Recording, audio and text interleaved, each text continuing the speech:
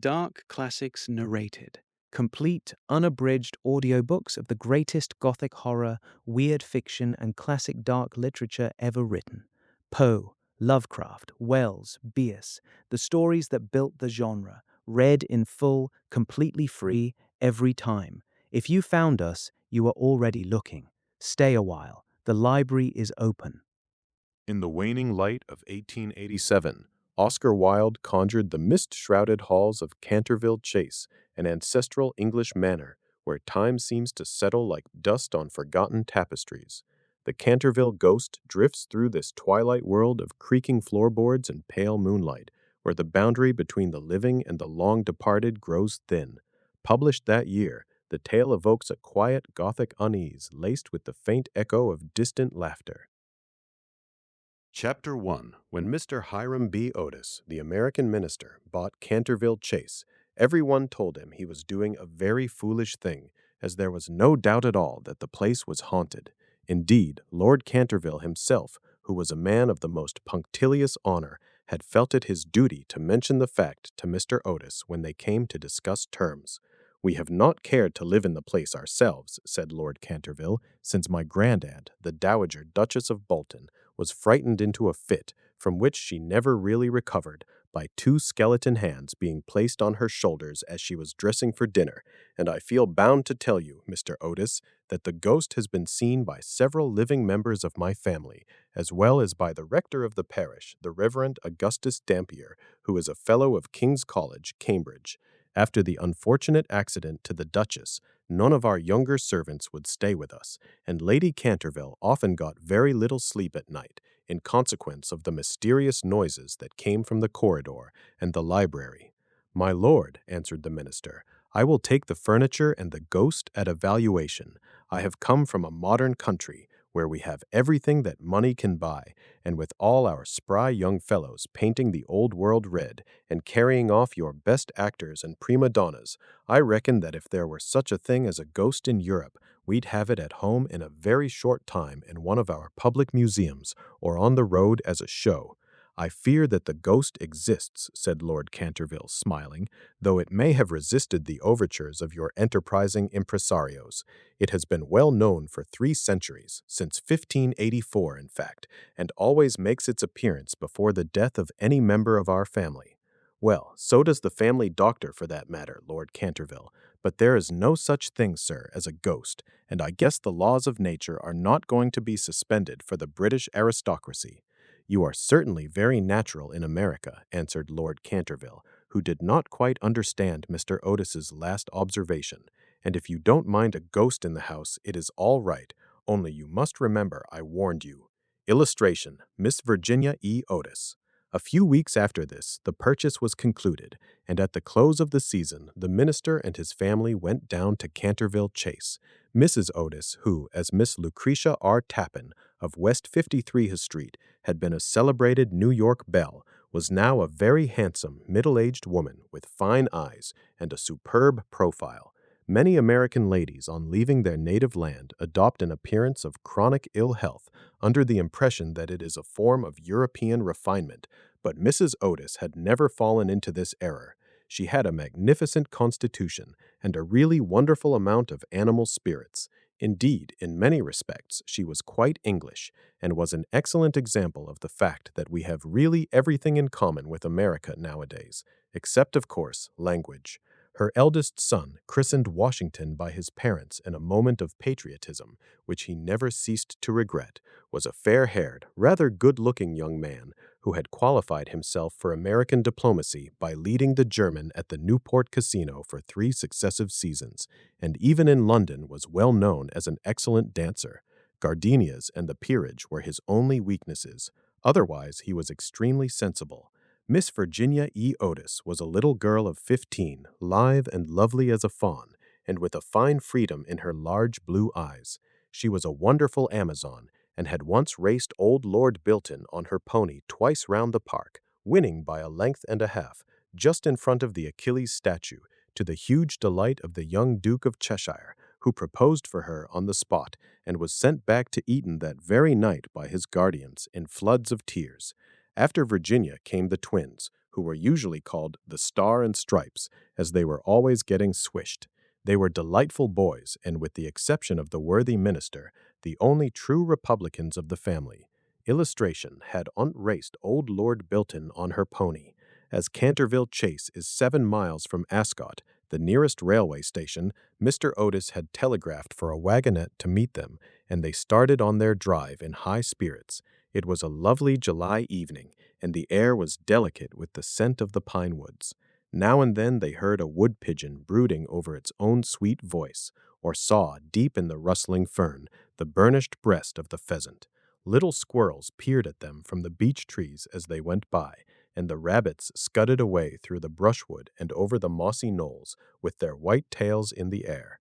As they entered the avenue of Canterville Chase, however, the sky became suddenly overcast with clouds. A curious stillness seemed to hold the atmosphere. A great flight of rooks passed silently over their heads, and, before they reached the house, some big drops of rain had fallen. Standing on the steps to receive them was an old woman, neatly dressed in black silk, with a white cap and apron. This was Mrs. Umney, the housekeeper, whom Mrs. Otis, at Lady Canterville's earnest request, had consented to keep in her former position. She made them each a low curtsy as they alighted, and said in a quaint, old-fashioned manner, "I bid you welcome to Canterville Chase." Following her, they passed through the fine Tudor hall into the library, a long, low room, paneled in black oak, at the end of which was a large stained-glass window. Here they found tea laid out for them, and, after taking off their wraps, they sat down and began to look round, while Mrs. Umney waited on them. Suddenly, Mrs. Otis caught sight of a dull red stain on the floor just by the fireplace, and, quite unconscious of what it really signified, said to Mrs. Umney, "I am afraid something has been spilt there." "Yes, madam," replied the old housekeeper in a low voice, "blood has been spilt on that spot." Illustration: blood has been spilled on that spot. "How horrid!" cried Mrs. Otis. "I don't at all care for bloodstains in a sitting room. It must be removed at once." The old woman smiled and answered in the same low, mysterious voice, "It is the blood of Lady Eleanor de Canterville, who was murdered on that very spot by her own husband, Sir Simon de Canterville, in 1575. Sir Simon survived her 9 years, and disappeared suddenly under very mysterious circumstances. His body has never been discovered, but his guilty spirit still haunts the Chase. The bloodstain has been much admired by tourists and others, and cannot be removed." "That is all nonsense," cried Washington Otis. "Pinkerton's Champion Stain Remover and Paragon Detergent will clean it up in no time." And before the terrified housekeeper could interfere, he had fallen upon his knees and was rapidly scouring the floor with a small stick of what looked like a black cosmetic. In a few moments, no trace of the bloodstain could be seen. "I knew Pinkerton would do it," he exclaimed triumphantly, as he looked round at his admiring family. But no sooner had he said these words than a terrible flash of lightning lit up the somber room. A fearful peal of thunder made them all start to their feet, and Mrs. Umney fainted. "What a monstrous climate," said the American minister calmly, as he lit a long cheroot. "I guess the old country is so overpopulated that they have not enough decent weather for everybody. I have always been of opinion that emigration is the only thing for England." "My dear Hiram," cried Mrs. Otis, "what can we do with a woman who faints?" "Charge it to her like breakages," answered the minister. "She won't faint after that," and in a few moments Mrs. Umney certainly came to. There was no doubt, however, that she was extremely upset, and she sternly warned Mr. Otis to beware of some trouble coming to the house. "I have seen things with my own eyes, sir," she said, "that would make any Christian's hair stand on end, and many a night I have not closed my eyes in sleep for the awful things that are done here." Mr. Otis, however, and his wife warmly assured the honest soul that they were not afraid of ghosts, and after invoking the blessings of Providence on her new master and mistress, and making arrangements for an increase of salary, the old housekeeper tottered off to her own room. You're listening to Dark Classics Narrated.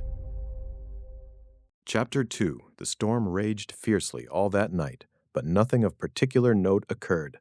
The next morning, however, when they came down to breakfast, they found the terrible stain of blood once again on the floor. "I don't think it can be the fault of the Paragon detergent," said Washington, "for I have tried it with everything. It must be the ghost." He accordingly rubbed out the stain a second time, but the second morning it appeared again. The third morning also it was there, though the library had been locked up at night by Mr. Otis himself and the key carried upstairs. The whole family were now quite interested. Mr. Otis began to suspect that he had been too dogmatic in his denial of the existence of ghosts. Mrs. Otis expressed her intention of joining the Psychical Society, and Washington prepared a long letter to Messrs. Myers and Podmore on the subject of the permanence of sanguineous stains when connected with crime. That night all doubts about the objective existence of phantasmata were removed forever. The day had been warm and sunny, and in the cool of the evening the whole family went out to drive. They did not return home till 9 o'clock, when they had a light supper. The conversation in no way turned upon ghosts, so there were not even those primary conditions of receptive expectations which so often precede the presentation of psychical phenomena. The subjects discussed, as I have since learned from Mr. Otis, were merely such as form the ordinary conversation of cultured Americans of the better class, such as the immense superiority of Miss Fanny Devonport over Sarah Bernhardt as an actress, the difficulty of obtaining green corn, buckwheat cakes, and hominy, even in the best English houses, the importance of Boston in the development of the world soul, the advantages of the baggage check system in railway traveling, and the sweetness of the New York accent as compared to the London drawl. No mention at all was made of the supernatural, nor was Sir Simon de Canterville alluded to in any way. At 11 o'clock the family retired, and by 1:30 all the lights were out. Some time after, Mr. Otis was awakened by a curious noise in the corridor outside his room. It sounded like the clank of metal and seemed to be coming nearer every moment. He got up at once, struck a match, and looked at the time.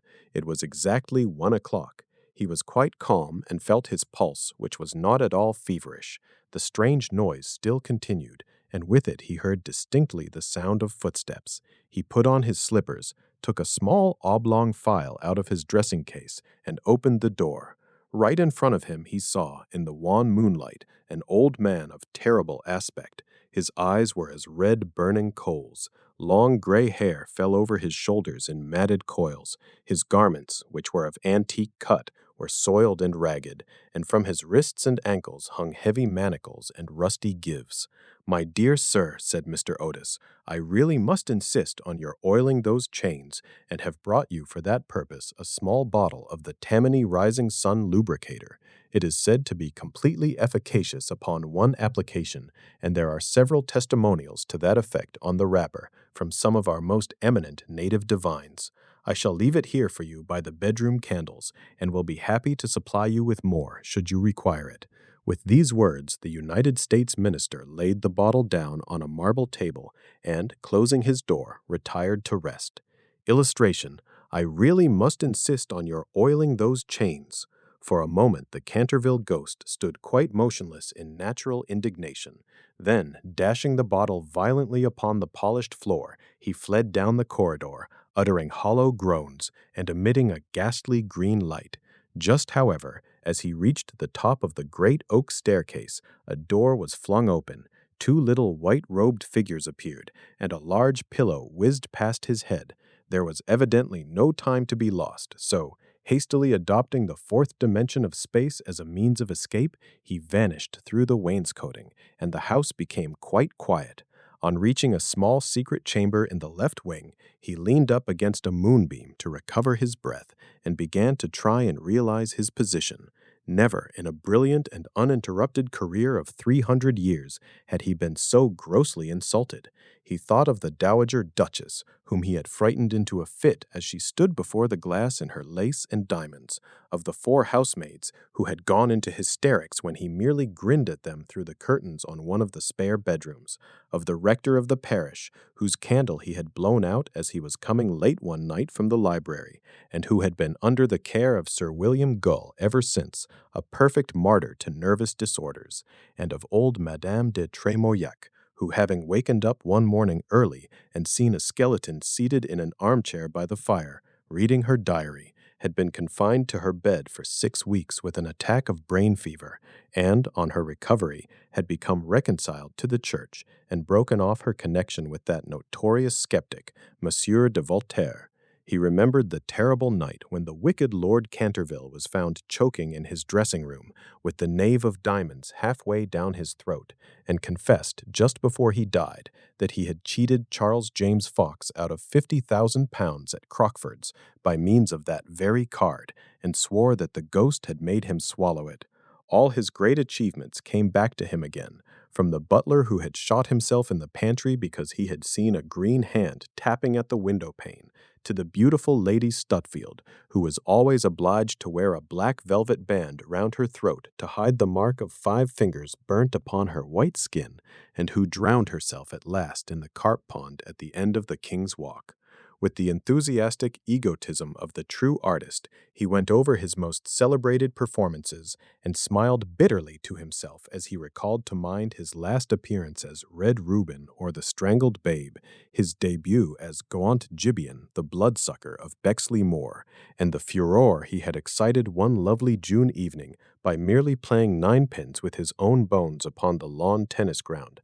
And after all this, some wretched modern Americans were to come and offer him the Rising Sun lubricator and throw pillows at his head. It was quite unbearable. Besides, no ghost in history had ever been treated in this manner. Accordingly, he determined to have vengeance, and remained till daylight in an attitude of deep thought. You're listening to Dark Classics Narrated. Chapter 3. The next morning, when the Otis family met at breakfast, they discussed the ghost at some length. The United States minister was naturally a little annoyed to find that his present had not been accepted. "I have no wish," he said, "to do the ghost any personal injury, and I must say that, considering the length of time he has been in the house, I don't think it is at all polite to throw pillows at him." A very just remark, at which, I am sorry to say, the twins burst into shouts of laughter. "Upon the other hand," he continued, "if he really declines to use the Rising Sun lubricator, we shall have to take his chains from him. It would be quite impossible to sleep with such a noise going on outside the bedrooms." For the rest of the week, however, they were undisturbed, the only thing that excited any attention being the continual renewal of the blood stain on the library floor. This certainly was very strange, as the door was always locked at night by Mr. Otis, and the windows kept closely barred. The chameleon-like color, also, of the stain excited a good deal of comment. Some mornings it was a dull, almost Indian red, then it would be vermilion, then a rich purple, and once, when they came down for family prayers, according to the simple rites of the Free American Reformed Episcopalian Church, they found it a bright emerald green. These kaleidoscopic changes naturally amused the party very much, and bets on the subject were freely made every evening. The only person who did not enter into the joke was little Virginia, who, for some unexplained reason, was always a good deal distressed at the sight of the bloodstain, and very nearly cried the morning it was emerald green. The second appearance of the ghost was on Sunday night. Shortly after they had gone to bed, they were suddenly alarmed by a fearful crash in the hall. Rushing downstairs, they found that a large suit of old armor had become detached from its stand, and had fallen on the stone floor, while seated in a high-backed chair was the Canterville Ghost, rubbing his knees with an expression of acute agony on his face. The twins, having brought their pea-shooters with them, at once discharged 2 pellets on him, with that accuracy of aim which can only be attained by long and careful practice on a writing master, while the United States minister covered him with his revolver and called upon him, in accordance with Californian etiquette, to hold up his hands. The ghost started up with a wild shriek of rage and swept through them like a mist, extinguishing Washington Otis's candle as he passed, and so leaving them all in total darkness. On reaching the top of the staircase, he recovered himself and determined to give his celebrated peal of demoniac laughter. This he had on more than one occasion found extremely useful. It was said to have turned Lord Raker's wig gray in a single night, and had certainly made 3 of Lady Canterville's French governesses give warning before their month was up. He accordingly laughed his most horrible laugh, till the old vaulted roof rang and rang again, But hardly had the fearful echo died away when a door opened, and Mrs. Otis came out in a light blue dressing gown. "I am afraid you are far from well," she said, "and have brought you a bottle of Dr. Dobell's tincture. If it is indigestion, you will find it a most excellent remedy." The ghost glared at her in fury, and began at once to make preparations for turning himself into a large black dog, an accomplishment for which he was justly renowned, and to which the family doctor always attributed the permanent idiocy of Lord Canterville's uncle, the Honorable Thomas Horton. The sound of approaching footsteps, however, made him hesitate in his fell purpose, so he contented himself with becoming faintly phosphorescent, and vanished with a deep churchyard groan, just as the twins had come up to him. Illustration: the twins at once discharged 2 pellets on him. On reaching his room, he entirely broke down, and became a prey to the most violent agitation. The vulgarity of the twins, and the gross materialism of Mrs. Otis, were naturally extremely annoying, but what really distressed him most was that he had been unable to wear the suit of mail. He had hoped that even modern Americans would be thrilled by the sight of a spectre in armor, if for no more sensible reason, at least out of respect for their natural poet Longfellow, over whose graceful and attractive poetry he himself had whiled away many a weary hour when the Cantervilles were up in town. Besides, it was his own suit. He had worn it with great success at the Kenilworth tournament, and had been highly complimented on it by no less a person than the Virgin Queen herself. Yet when he had put it on, he had been completely overpowered by the weight of the huge breastplate and steel casque, and had fallen heavily on the stone pavement, barking both his knees severely, and bruising the knuckles of his right hand.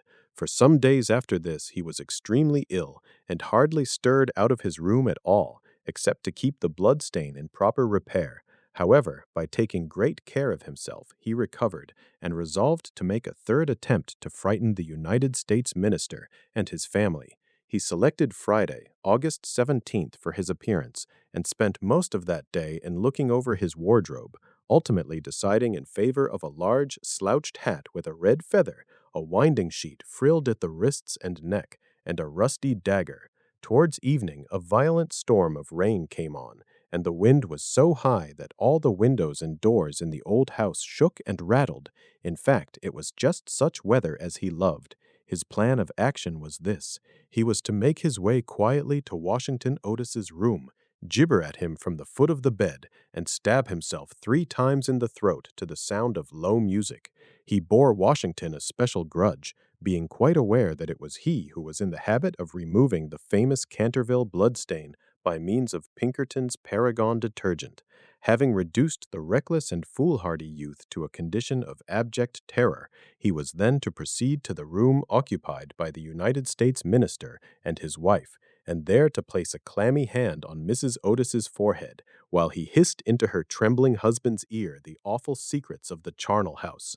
With regard to little Virginia, he had not quite made up his mind. She had never insulted him in any way, and was pretty and gentle. A few hollow groans from the wardrobe, he thought, would be more than sufficient, or, if that failed to wake her, he might grabble at the counterpane with palsy-twitching fingers. As for the twins, he was quite determined to teach them a lesson. The first thing to be done was, of course, to sit upon their chests so as to produce the stifling sensation of nightmare.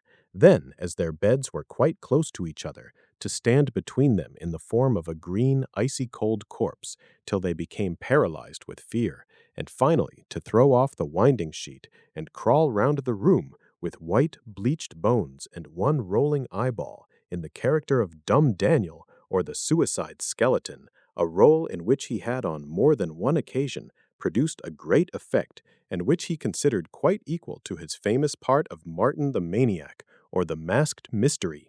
At 10:30 he heard the family going to bed.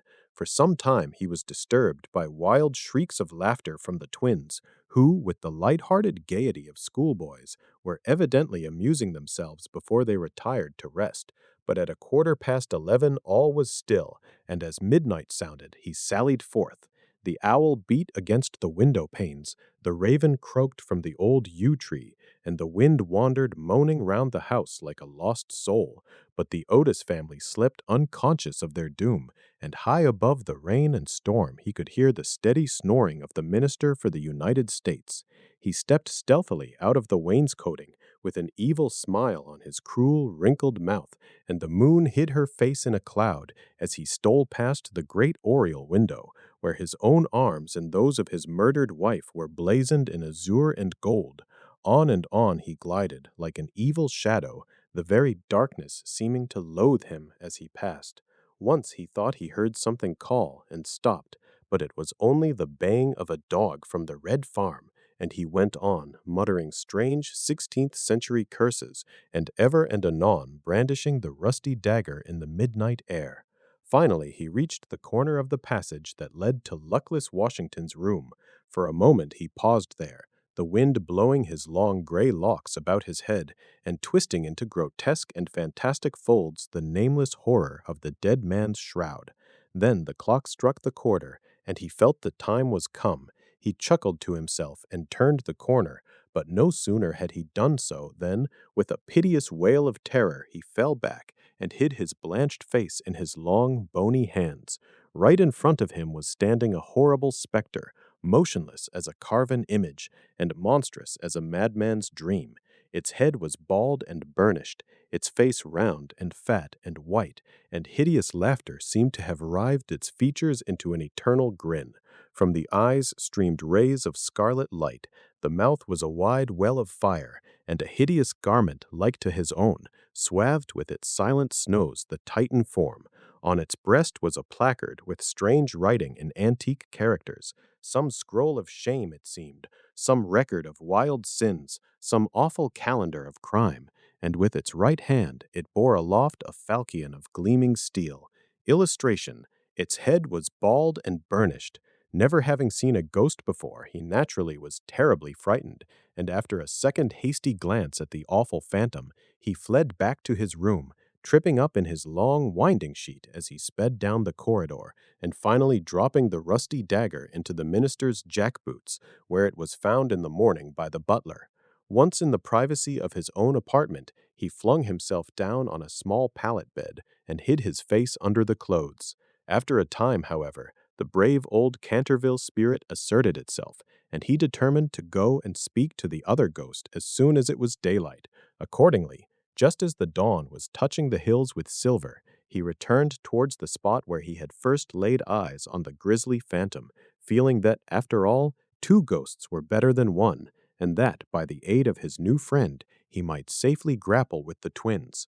On reaching the spot, however, a terrible sight met his gaze. Something had evidently happened to the specter, for the light had entirely faded from its hollow eyes, the gleaming falchion had fallen from its hand, and it was leaning up against the wall in a strained and uncomfortable attitude. He rushed forward and seized it in his arms when, to his horror, the head slipped off and rolled on the floor. The body assumed a recumbent posture, and he found himself clasping a white dimity bed curtain, with a sweeping brush, a kitchen cleaver, and a hollow turnip lying at his feet. Unable to understand this curious transformation, he clutched the placard with feverish haste, and there, in the gray morning light, he read these fearful words: "We Otis Ghost, ye only true and originally spook. Beware of ye imitation thos. All others are counterfeit." The whole thing flashed across him. He had been tricked, foiled, and outwitted. The old Canterville look came into his eyes. He ground his toothless gums together, and, raising his withered hands high above his head, swore, according to the picturesque phraseology of the antique school, that when Chanticleer had sounded twice his merry horn, deeds of blood would be wrought, and murder walk abroad with silent feet. Hardly had he finished this awful oath when, from the red-tiled roof of a distant homestead, a cock crew. He laughed a long, low, bitter laugh, and waited. Hour after hour he waited, but the cock, for some strange reason, did not crow again. Finally, at 7:30, the arrival of the housemaids made him give up his fearful vigil, and he stalked back to his room, thinking of his vain oath and baffled purpose. There he consulted several books of ancient chivalry, of which he was exceedingly fond, and found that, on every occasion on which this oath had been used, Chanticleer had always crowed a second time. "Perdition seize the naughty fowl," he muttered. "I have seen the day when, with my stout spear, I would have run him through the gorge and made him crow for me and swear in death." He then retired to a comfortable lead coffin and stayed there till evening. You're listening to Dark Classics Narrated.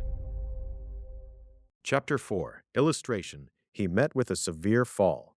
The next day, the ghost was very weak and tired. The terrible excitement of the last 4 weeks was beginning to have its effect. His nerves were completely shattered, and he started at the slightest noise. For 5 days he kept his room, and at last made up his mind to give up the point of the bloodstain on the library floor. If the Otis family did not want it, they clearly did not deserve it.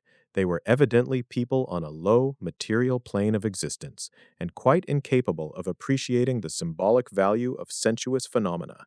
The question of phantasmic apparitions and the development of astral bodies was of course quite a different matter, and really not under his control. It was his solemn duty to appear in the corridor once a week, and to gibber from the large oriel window on the first and third Wednesdays in every month, and he did not see how he could honorably escape from his obligations. It is quite true that his life had been very evil, but upon the other hand, he was most conscientious in all things connected with the supernatural. For the next 3 Saturdays, accordingly, he traversed the corridor as usual, between midnight and 3 o'clock, taking every possible precaution against being either heard or seen. He removed his boots, trod as lightly as possible on the old worm-eaten boards, wore a large black velvet cloak, and was careful to use the rising sun lubricator for oiling his chains. I am bound to acknowledge that it was with a good deal of difficulty that he brought himself to adopt this last mode of protection. However, one night, while the family were at dinner, he slipped into Mr. Otis's bedroom and carried off the bottle. He felt a little humiliated at first, but afterwards was sensible enough to see that there was a great deal to be said for the invention, and, to a certain degree, it served his purpose. Still, in spite of everything, he was not left unmolested. Strings were continually being stretched across the corridor, over which he tripped in the dark, and on one occasion, while dressed for the part of Black Isaac or the huntsman of Hogley Woods, he met with a severe fall through treading on a butter slide, which the twins had constructed from the entrance of the tapestry chamber to the top of the oak staircase. This last insult so enraged him that he resolved to make one final effort to assert his dignity and social position, and determined to visit the insolent young Etonians the next night in his celebrated character of Reckless Rupert, or the Headless Earl. Illustration: a heavy jug of water fell right down on him. He had not appeared in this disguise for more than 70 years, in fact, not since he had so frightened pretty Lady Barbara Modish by means of it, that she suddenly broke off her engagement with the present Lord Canterville's grandfather, and ran away to Gretna Green with handsome Jack Castletown, declaring that nothing in the world would induce her to marry into a family that allowed such a horrible phantom to walk up and down the terrace at twilight. Poor Jack was afterwards shot in a duel by Lord Canterville on Wandsworth Common, and Lady Barbara died of a broken heart at Tunbridge Wells before the year was out. So, in every way, it had been a great success. It was, however, an extremely difficult make-up, if I may use such a theatrical expression, in connection with one of the greatest mysteries of the supernatural, or, to employ a more scientific term, the higher natural world, and it took him fully 3 hours to make his preparations. At last, everything was ready, and he was very pleased with his appearance. The big leather riding boots that went with the dress were just a little too large for him, and he could only find one of the 2 horse pistols, but on the whole he was quite satisfied, and at 1:15 he glided out of the wainscoting and crept down the corridor. On reaching the room occupied by the twins, which I should mention was called the Blue Bed Chamber, on account of the color of its hangings, he found the door just ajar. Wishing to make an effective entrance, he flung it wide open, when a heavy jug of water fell right down on him, wetting him to the skin, and just missing his left shoulder by a couple of inches. At the same moment he heard stifled shrieks of laughter proceeding from the 4-post bed. The shock to his nervous system was so great that he fled back to his room as hard as he could go. and the next day he was laid up with a severe cold. The only thing that at all consoled him in the whole affair was the fact that he had not brought his head with him, for, had he done so, the consequences might have been very serious. Making satirical remarks on the photographs, he now gave up all hope of ever frightening this rude American family, and contented himself, as a rule, with creeping about the passages in list slippers, with a thick red muffler round his throat for fear of draughts, and a small arquebuse in case he should be attacked by the twins. The final blow he received occurred on the 19th of September. He had gone downstairs to the great entrance hall, feeling sure that there, at any rate, he would be quite unmolested, and was amusing himself by making satirical remarks on the large Saroni photographs of the United States minister and his wife, which had now taken the place of the Canterville family pictures. He was simply but neatly clad in a long shroud, spotted with churchyard mold, had tied up his jaw with a strip of yellow linen, and carried a small lantern and a sexton's spade. In fact, he was dressed for the character of Jonas the Graveless, or the corpse snatcher of Chertsey Barn, one of his most remarkable impersonations, and one which the Cantervilles had every reason to remember, as it was the real origin of their quarrel with their neighbor, Lord Rufford. It was about 2:15 in the morning, and, as far as he could ascertain, no one was stirring. As he was strolling towards the library, however, to see if there were any traces left of the bloodstain, suddenly there leaped out on him from a dark corner 2 figures, who waved their arms wildly above their heads and shrieked out "Boo!" in his ear. Illustration: suddenly there leaped out 2 figures. Seized with a panic which, under the circumstances, was only natural, he rushed for the staircase, but found Washington Otis waiting for him there with the big garden syringe, and being thus hemmed in by his enemies on every side, and driven almost to bay, he vanished into the great iron stove, which, fortunately for him, was not lit, and had to make his way home through the flues and chimneys, arriving at his own room in a terrible state of dirt, disorder, and despair. After this he was not seen again on any nocturnal expedition. The twins lay in wait for him on several occasions, and strewed the passages with nutshells every night, to the great annoyance of their parents and the servants, but it was of no avail. It was quite evident that his feelings were so wounded that he would not appear. Mr. Otis consequently resumed his great work on the history of the Democratic party, on which he had been engaged for some years. Mrs. Otis organized a wonderful clam bake, which amazed the whole county. The boys took to lacrosse, euchre, poker, and other American national games, and Virginia rode about the lanes on her pony, accompanied by the young Duke of Cheshire, who had come to spend the last week of his holidays at Canterville Chase.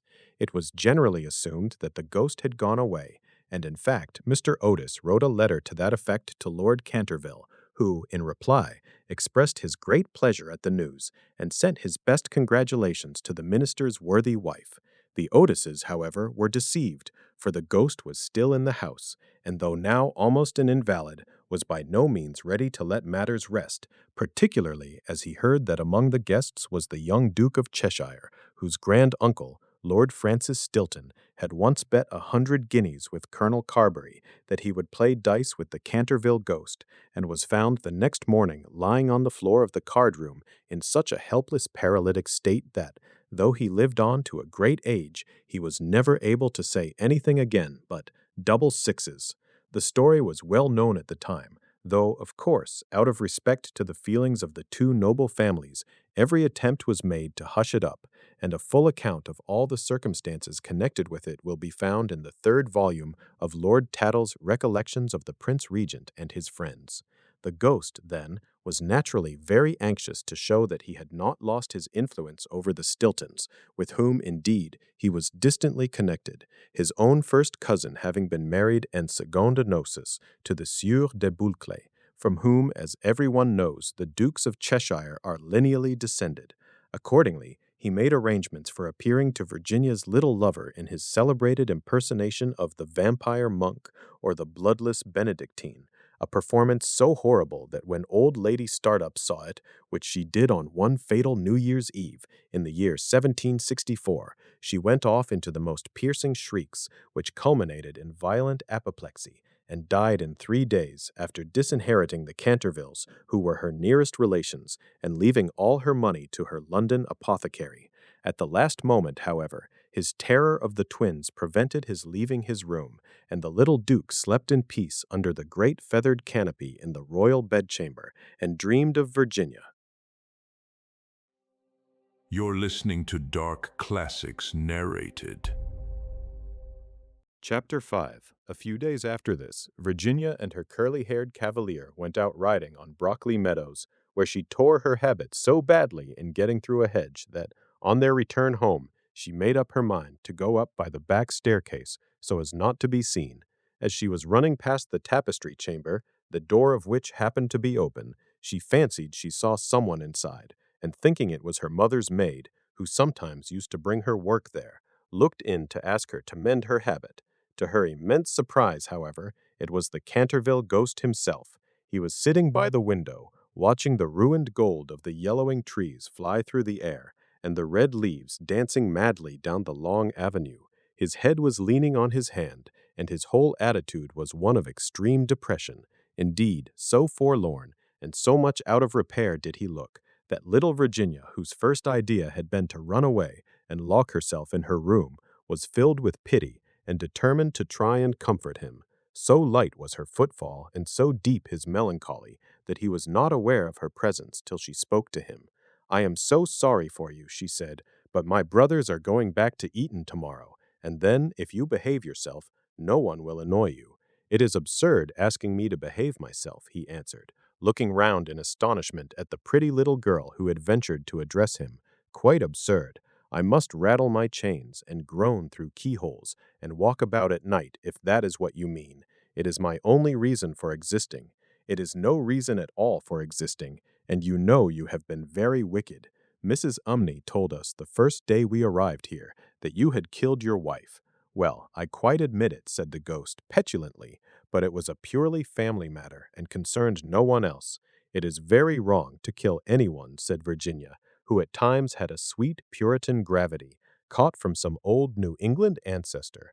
"Oh, I hate the cheap severity of abstract ethics. My wife was very plain, never had my ruffs properly starched, and knew nothing about cookery. Why, there was a buck I had shot in Hogley Woods, a magnificent pricket, and do you know how she had it sent to table? However, it is no matter now, for it is all over, and I don't think it was very nice of her brothers to starve me to death, though I did kill her." "Starve you to death? Oh, Mr. Ghost, I mean Sir Simon, are you hungry? I have a sandwich in my case. Would you like it?" "No, thank you. I never eat anything now, but it is very kind of you, all the same, and you are much nicer than the rest of your horrid, rude, vulgar, dishonest family." "Stop!" cried Virginia, stamping her foot. "It is you who are rude, and horrid, and vulgar, and as for dishonesty, you know you stole the paints out of my box to try and furbish up that ridiculous bloodstain in the library.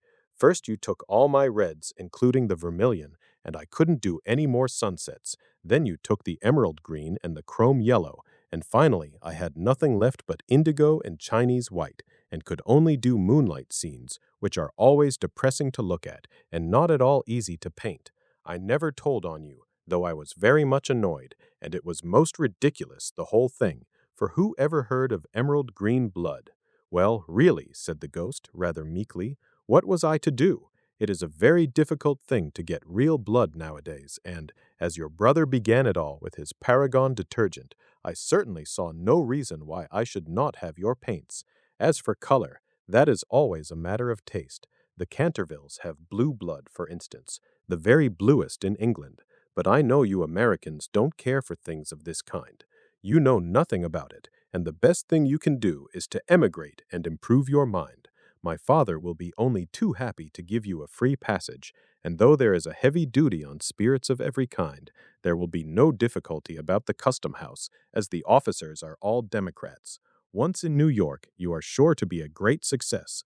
I know lots of people there who would give $100,000 to have a grandfather, and much more than that to have a family ghost. I don't think I should like America. I suppose because we have no ruins and no curiosities," said Virginia satirically. "No ruins, no curiosities," answered the ghost. "You have your navy and your manners.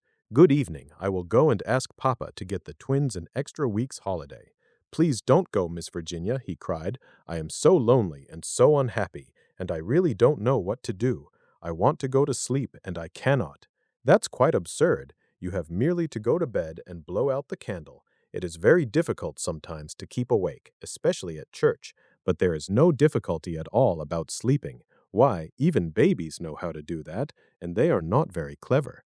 I have not slept for 300 years, he said sadly, and Virginia's beautiful blue eyes opened in wonder. For 300 years I have not slept, and I am so tired. Virginia grew quite grave, and her little lips trembled like rose leaves. She came towards him, and kneeling down at his side, looked up into his old, withered face. Poor, poor ghost, she murmured, have you no place where you can sleep? Illustration.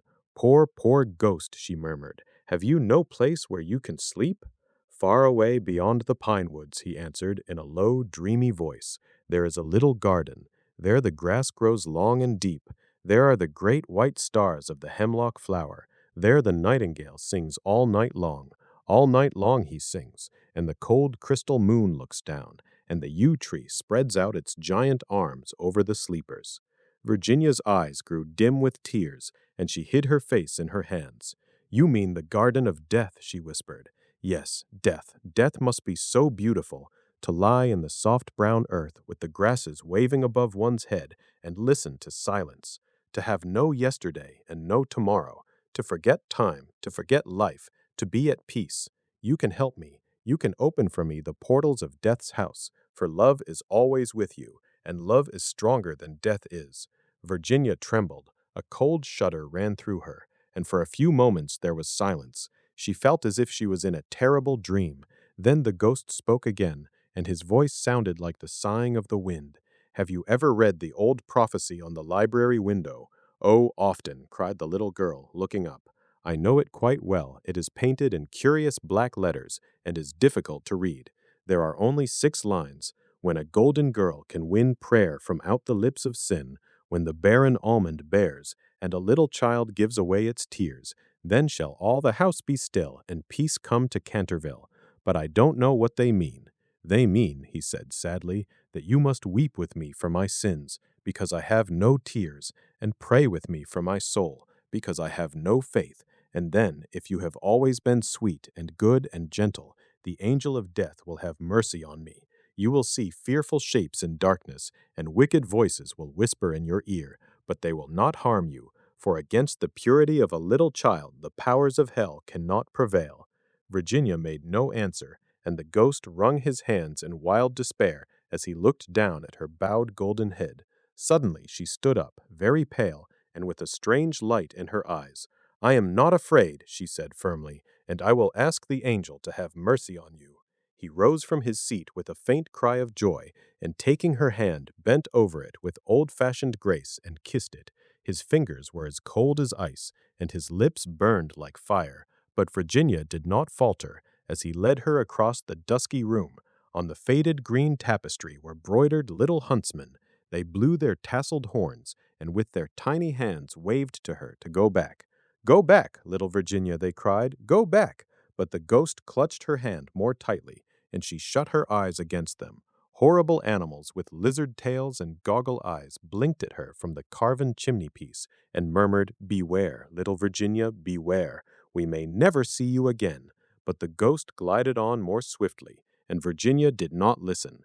When they reached the end of the room, he stopped and muttered some words she could not understand. She opened her eyes and saw the wall slowly fading away like a mist, and a great black cavern in front of her. A bitter cold wind swept round them, and she felt something pulling at her dress. Quick, quick, cried the ghost, or it will be too late, and in a moment the wainscoting had closed behind them, and the tapestry chamber was empty. Illustration, the ghost glided on more swiftly. You're listening to Dark Classics Narrated.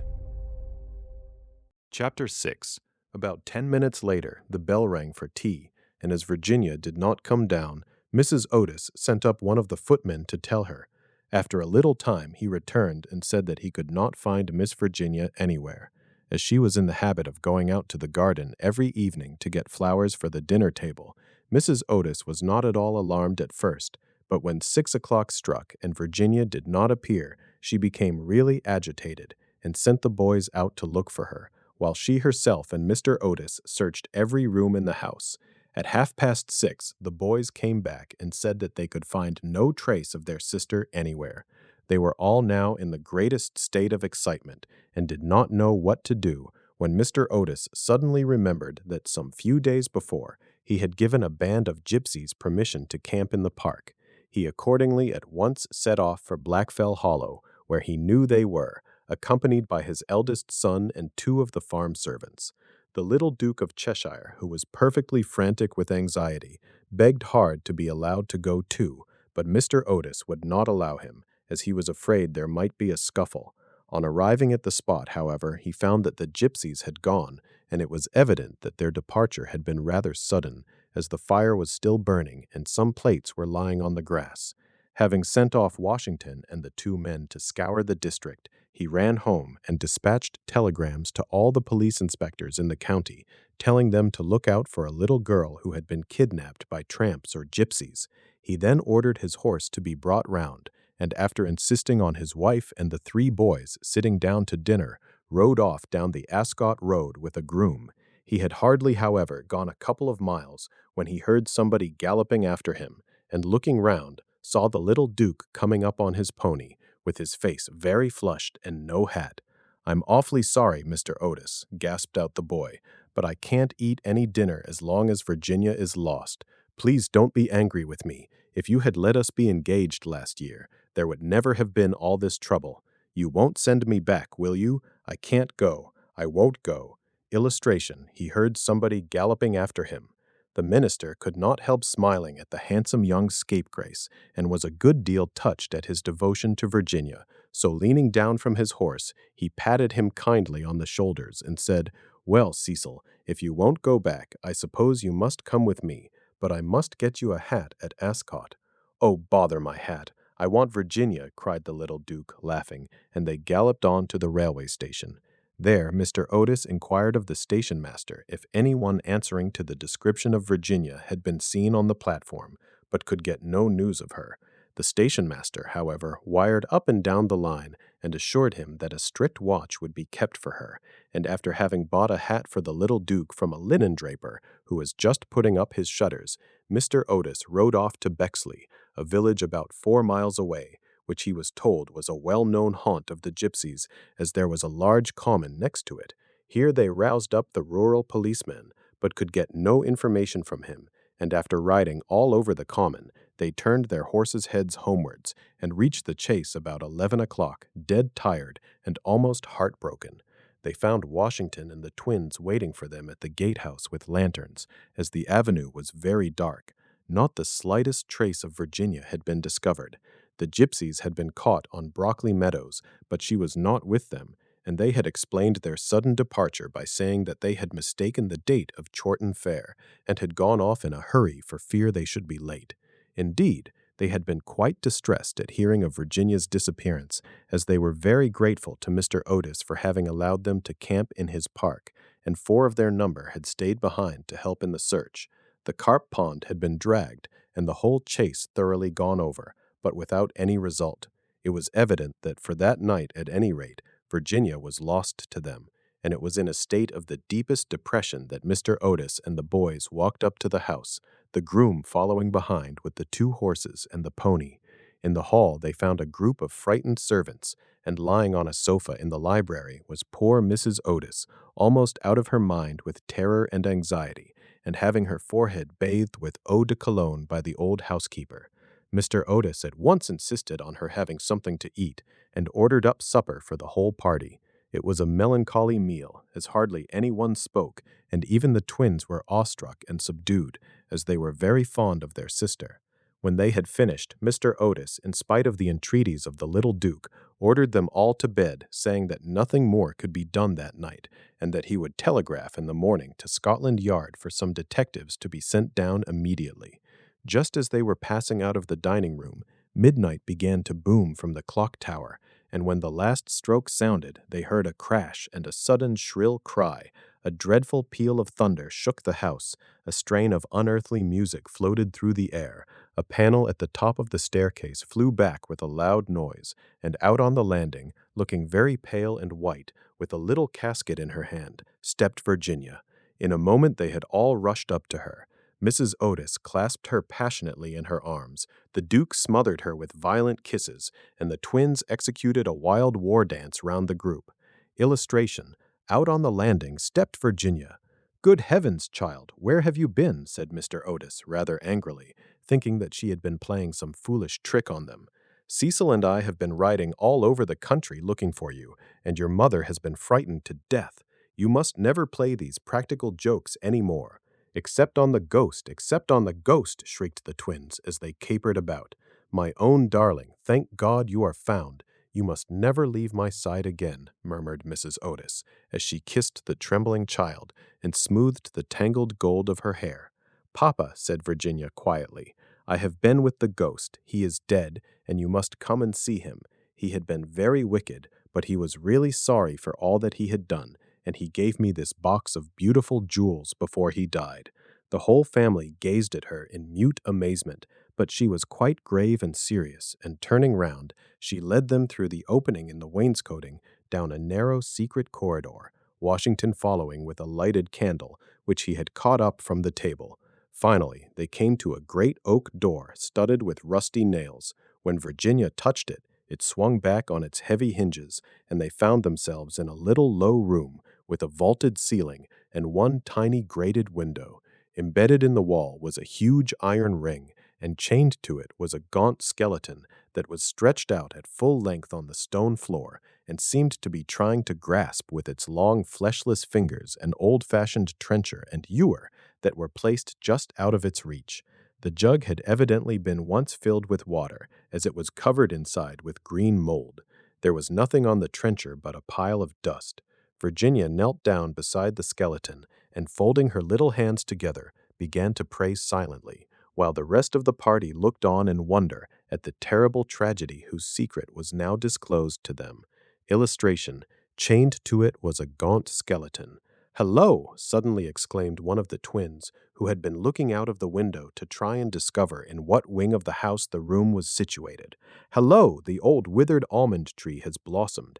I can see the flowers quite plainly in the moonlight." "God has forgiven him," said Virginia gravely, as she rose to her feet, and a beautiful light seemed to illumine her face. "What an angel you are!" cried the young Duke, and he put his arm round her neck and kissed her. You're listening to Dark Classics Narrated. Chapter 7. Illustration: Be by the side of the hearse and the coaches walked the servants with lighted torches. 4 days after these curious incidents, a funeral started from Canterville Chase at about 11 o'clock at night. The hearse was drawn by 8 black horses, each of which carried on its head a great tuft of nodding ostrich plumes, and the leaden coffin was covered by a rich purple pall, on which was embroidered in gold the Canterville coat of arms. By the side of the hearse and the coaches walked the servants with lighted torches, and the whole procession was wonderfully impressive. Lord Canterville was the chief mourner, having come up specially from Wales to attend the funeral, and sat in the first carriage along with little Virginia. Then came the United States minister and his wife, then Washington and the 3 boys, and in the last carriage was Mrs. Umney. It was generally felt that, as she had been frightened by the ghost for more than 50 years of her life, she had a right to see the last of him. A deep grave had been dug in the corner of the churchyard, just under the old yew tree, and the service was read in the most impressive manner by the Reverend Augustus Dampier. When the ceremony was over, the servants, according to an old custom observed in the Canterville family, extinguished their torches, and as the coffin was being lowered into the grave, Virginia stepped forward and laid on it a large cross made of white and pink almond blossoms. As she did so, the moon came out from behind a cloud and flooded with its silent silver the little churchyard, and from a distant copse a nightingale began to sing.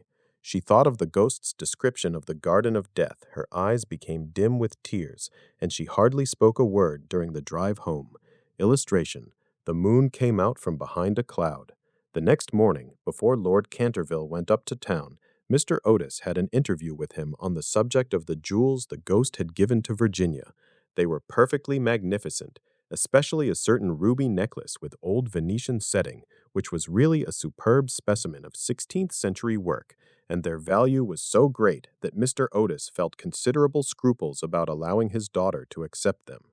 "My lord," he said, "I know that in this country mortmain is held to apply to trinkets as well as to land, and it is quite clear to me that these jewels are, or should be, heirlooms in your family. I must beg you, accordingly, to take them to London with you, and to regard them simply as a portion of your property which has been restored to you under certain strange conditions. As for my daughter, she is merely a child, and has as yet, I am glad to say, but little interest in such appurtenances of idle luxury. I am also informed by Mrs. Otis, who, I may say, is no mean authority upon art, having had the privilege of spending several winters in Boston when she was a girl, that these gems are of great monetary worth, and if offered for sale would fetch a tall price. Under these circumstances, Lord Canterville, I feel sure that you will recognize how impossible it would be for me to allow them to remain in the possession of any member of my family, and indeed, all such vain gauds and toys, however suitable or necessary to the dignity of the British aristocracy, would be completely out of place among those who have been brought up on the severe, and I believe immortal, principles of republican simplicity. Perhaps I should mention that Virginia is very anxious that you should allow her to retain the box as a memento of your unfortunate but misguided ancestor. As it is extremely old and consequently a good deal out of repair, you may perhaps think fit to comply with her request. For my own part, I confess I am a good deal surprised to find a child of mine expressing sympathy with medievalism in any form, and can only account for it by the fact that Virginia was born in one of your London suburbs, shortly after Mrs. Otis had returned from a trip to Athens. Lord Canterville listened very gravely to the worthy minister's speech, pulling his gray mustache now and then to hide an involuntary smile, and when Mr. Otis had ended, he shook him cordially by the hand and said, "My dear sir, your charming little daughter rendered my unlucky ancestor, Sir Simon, a very important service, and I and my family are much indebted to her for her marvelous courage and pluck. The jewels are clearly hers, and egad, I believe that if I were heartless enough to take them from her, the wicked old fellow would be out of his grave in a fortnight, leading me the devil of a life. As for their being heirlooms, nothing is an heirloom that is not so mentioned in a will or legal document, and the existence of these jewels has been quite unknown. I assure you I have no more claim on them than your butler, and when Miss Virginia grows up, I dare say she will be pleased to have pretty things to wear. Besides, you forget, Mr. Otis, that you took the furniture and the ghost at a valuation, and anything that belonged to the ghost passed at once into your possession, as whatever activity Sir Simon may have shown in the corridor at night, in point of law he was really dead, and you acquired his property by purchase." Mr. Otis was a good deal distressed at Lord Canterville's refusal, and begged him to reconsider his decision, but the good-natured peer was quite firm, and finally induced the minister to allow his daughter to retain the present the ghost had given her, and when, in the spring of 1890, the young Duchess of Cheshire was presented at the Queen's first drawing-room on the occasion of her marriage, her jewels were the universal theme of admiration, for Virginia received the coronet, which is the reward of all good little American girls, and was married to her boy-lover as soon as he came of age. They were both so charming, and they loved each other so much, that every one was delighted at the match, except the old Marchioness of Dumbleton, who had tried to catch the Duke for one of her 7 unmarried daughters, and had given no less than 3 expensive dinner parties for that purpose, and, strange to say, Mr. Otis himself. Mr. Otis was extremely fond of the young Duke personally, but theoretically he objected to titles, and, to use his own words, was not without apprehension lest, amid the enervating influences of a pleasure-loving aristocracy, the true principles of republican simplicity should be forgotten. His objections, however, were completely overruled, and I believe that when he walked up the aisle of St. George's, Hanover Square, with his daughter leaning on his arm, there was not a prouder man in the whole length and breadth of England.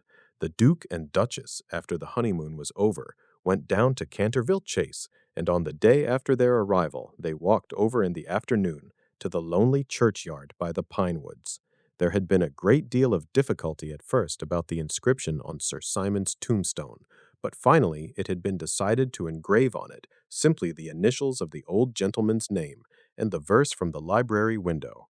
The Duchess had brought with her some lovely roses, which she strewed upon the grave, and after they had stood by it for some time, they strolled into the ruined chancel of the old abbey.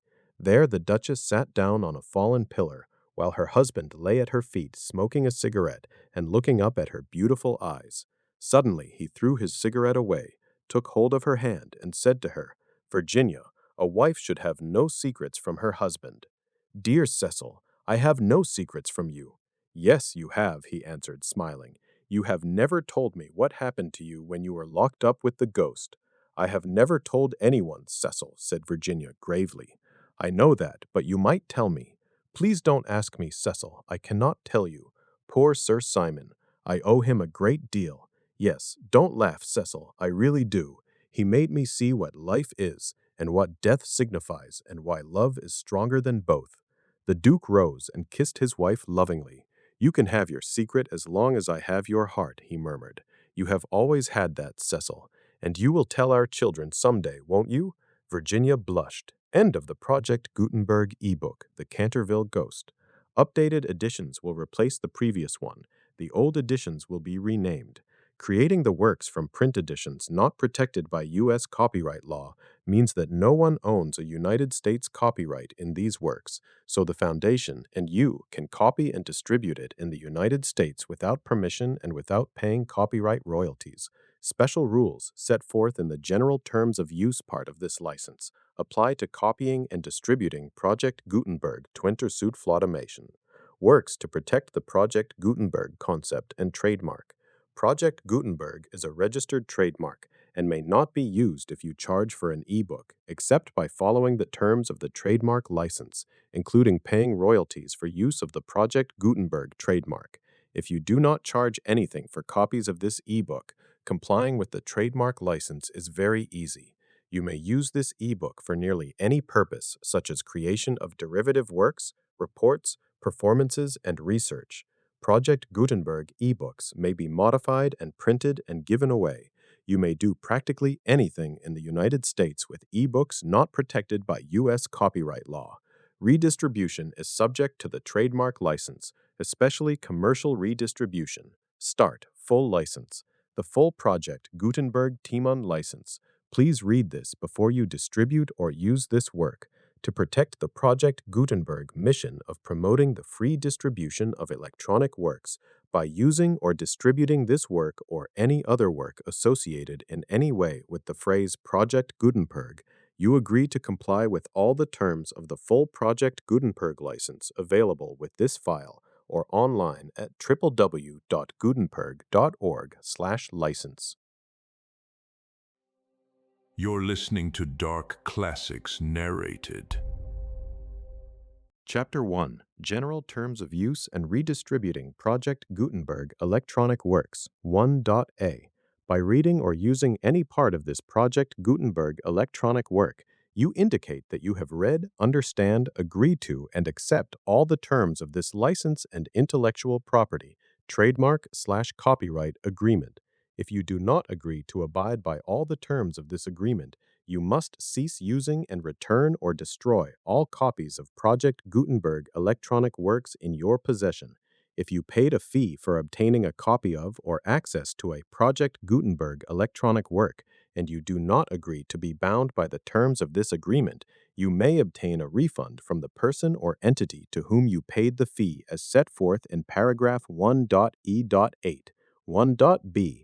Project Gutenberg is a registered trademark. It may only be used on or associated in any way with an electronic work by people who agree to be bound by the terms of this agreement. There are a few things that you can do with most Project Gutenberg electronic works even without complying with the full terms of this agreement. See paragraph 1.c below. There are a lot of things you can do with Project Gutenberg electronic works if you follow the terms of this agreement and help preserve free future access to Project Gutenberg electronic works. See paragraph 1.e below. 1.c. The Project Gutenberg Literary Archive Foundation, the Foundation, or PGAAF, owns a compilation copyright in the collection of Project Gutenberg electronic works. Nearly all the individual works in the collection are in the public domain in the United States. If an individual work is unprotected by copyright law in the United States and you are located in the United States, we do not claim a right to prevent you from copying, distributing, performing, displaying, or creating derivative works based on the work, as long as all references to Project Gutenberg are removed. Of course, we hope that you will support the Project Gutenberg mission of promoting free access to electronic works by freely sharing Project Gutenberg works in compliance with the terms of this agreement for keeping the Project Gutenberg name associated with the work. You can easily comply with the terms of this agreement by keeping this work in the same format with its attached full Project Gutenberg license when you share it without charge with others. 1.d. The copyright laws of the place where you are located also govern what you can do with this work. Copyright laws in most countries are in a constant state of change. If you are outside the United States, check the laws of your country in addition to the terms of this agreement before downloading, copying, displaying, performing, distributing, or creating derivative works based on this work or any other Project Gutenberg work. The Foundation makes no representations concerning the copyright status of any work in any country other than the United States. 1.e. Unless you have removed all references to Project Gutenberg. 1.e1. The following sentence with active links to or other immediate access to the full Project Gutenberg license must appear prominently whenever any copy of a Project Gutenberg work, any work on which the phrase Project Gutenberg appears, or with which the phrase Project Gutenberg is associated, is accessed, displayed, performed, viewed, copied, or distributed. This ebook is for the use of anyone anywhere in the United States and most other parts of the world, at no cost and with almost no restrictions whatsoever. You may copy it, give it away, or reuse it under the terms of the Project Gutenberg team license included with this ebook or online at www.gutenberg.org. If you are not located in the United States, you will have to check the laws of the country where you are located before using this ebook. 1.e.2. If an individual Project Gutenberg electronic work is derived from texts not protected by U.S. copyright law, does not contain a notice indicating that it is posted with permission of the copyright holder, the work can be copied and distributed to anyone in the United States without paying any fees or charges. If you are redistributing or providing access to a work with the phrase Project Gutenberg associated with or appearing on the work, you must comply either with the requirements of paragraphs 1.e.1 through 1.e.7 or obtain permission for the use of the work and the Project Gutenberg trademark as set forth in paragraphs 1.e.8 or 1.e.9. 1.e.3.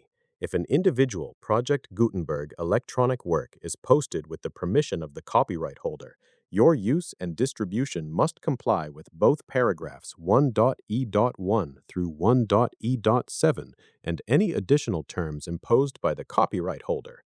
Additional terms will be linked to the Project Gutenberg license for all works posted with the permission of the copyright holder, found at the beginning of this work. 1.e4. Do not unlink or detach or remove the full Project Gutenberg license terms from this work or any files containing a part of this work or any other work associated with Project Gutenberg. 1.e5. Do not copy, display, perform, distribute, or redistribute this electronic work or any part of this electronic work without prominently displaying the sentence set forth in paragraph 1.e1 with active links or immediate access to the full terms of the Project Gutenberg license. 1.e6. You may convert to and distribute this work in any binary, compressed, marked up, non-proprietary, or proprietary form, including any word processing or hypertext form. However, if you provide access to or distribute copies of a Project Gutenberg work in a format other than plain vanilla ASCII or other format used in the official version posted on the official Project Gutenberg website, www.gutenberg.org, You must, at no additional cost, fee, or expense to the user, provide a copy, a means of exporting a copy, or a means of obtaining a copy upon request of the work in its original plain vanilla ASCII or other form.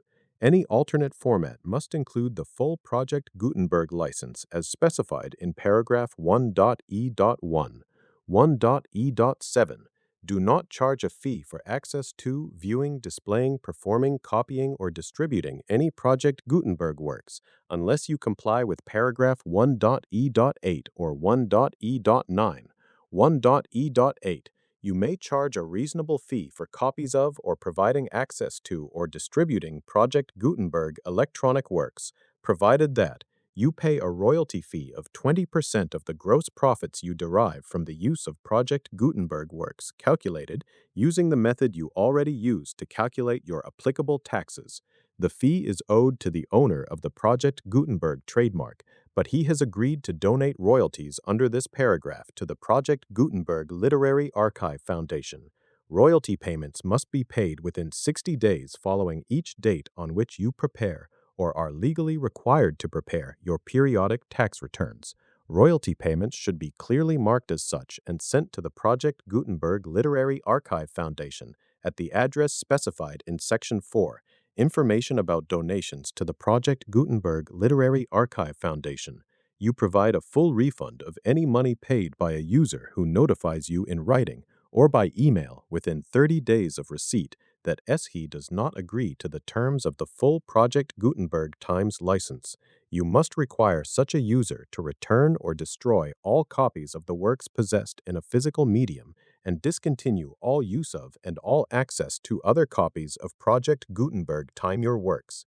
You provide, in accordance with paragraph 1.f3, a full refund of any money paid for a work or a replacement copy if a defect in the electronic work is discovered and reported to you within 90 days of receipt of the work. You comply with all other terms of this agreement for free distribution of Project Gutenberg Time Your Works. 1.e9.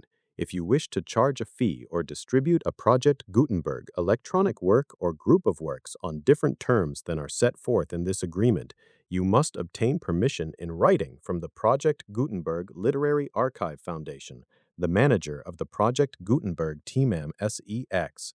Contact the foundation as set forth in Section 3 below. 1.f. 1.f.1.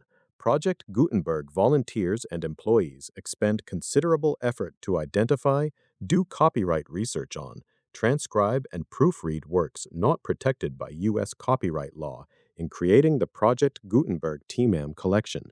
Despite these efforts, Project Gutenberg TMAM electronic works and the medium on which they may be stored may contain defects such as, but not limited to, incomplete, inaccurate, or corrupt data, transcription errors, a copyright or other intellectual property infringement, a defective or damaged disk or other medium, a computer virus, or computer codes that damage or cannot be read by your equipment. 1.f.2. Limited warranty, disclaimer of damages.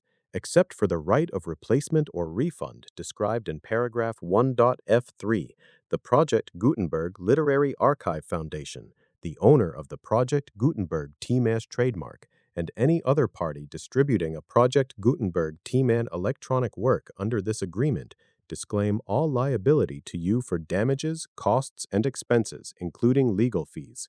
You agree that you have no remedies for negligence, strict liability, breach of warranty, or breach of contract except those provided in paragraph 1.f2.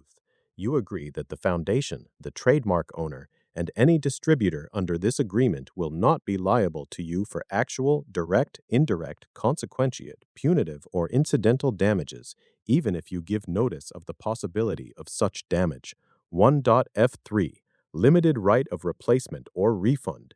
If you discover a defect in this electronic work within 90 days of receiving it, you can receive a refund of the money, if any, you paid for it by sending a written explanation to the person you received the work from. If you received the work on a physical medium, you must return the medium with your written explanation. The person or entity that provided you with the defective work may elect to provide a replacement copy in lieu of a refund. If you received the work electronically, the person or entity providing it to you may choose to give you a second opportunity to receive the work electronically in lieu of a refund. If the second copy is also defective, you may demand a refund in writing without further opportunities to fix the problem. 1.f4.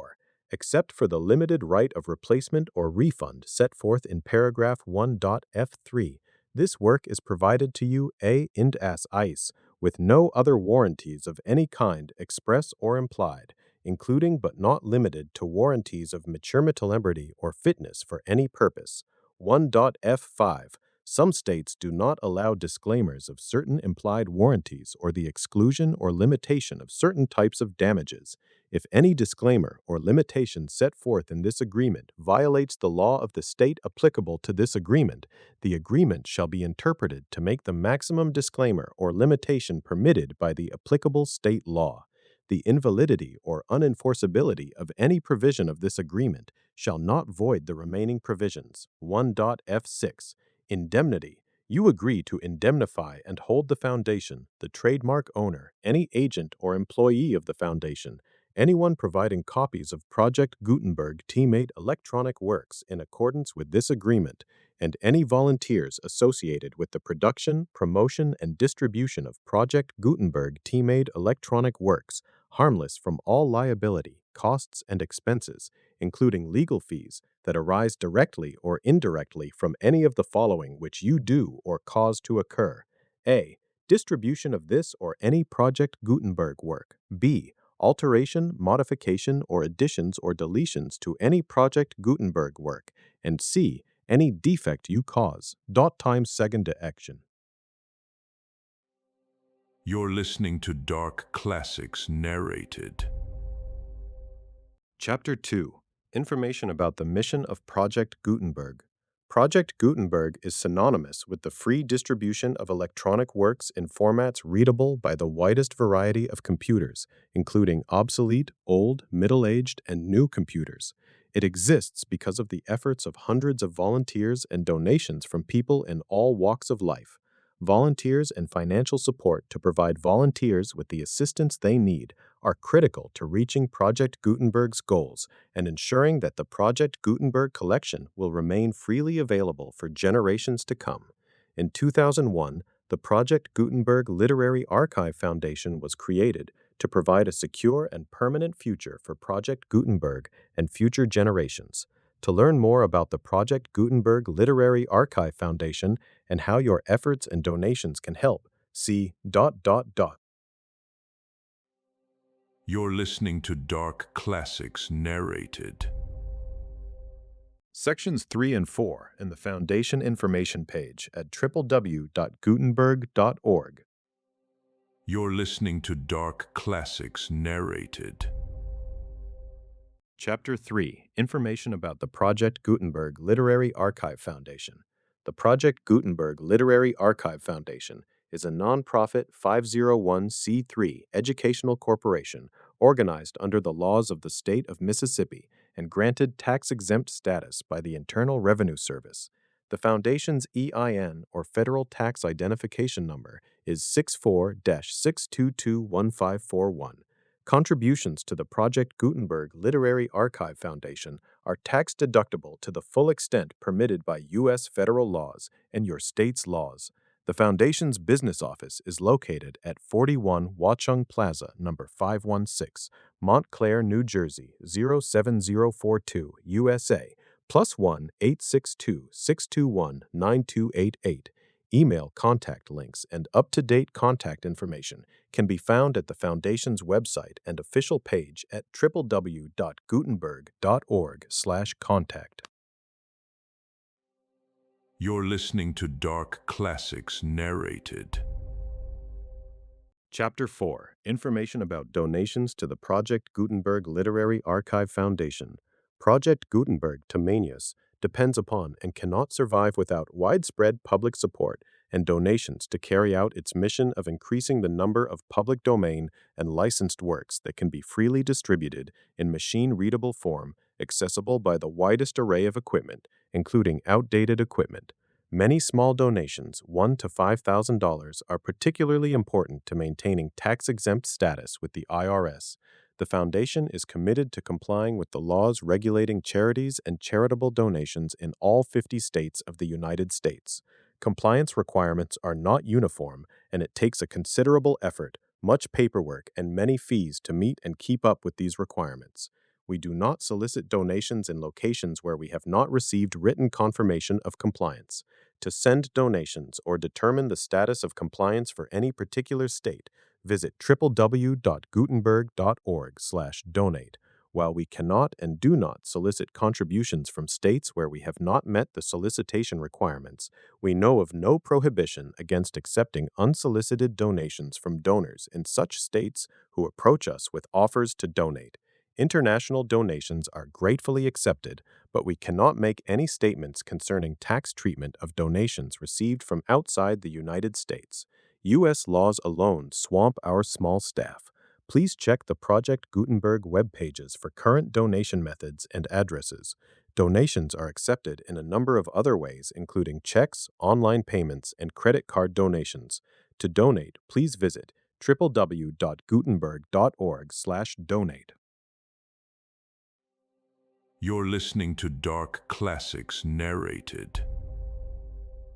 Chapter 5. General Information about Project Gutenberg, Electronic Works. Professor Michael S. Hart was the originator of the Project Gutenberg concept of a library of electronic works that could be freely shared with anyone. For 40 years, he produced and distributed Project Gutenberg ebooks with only a loose network of volunteer support.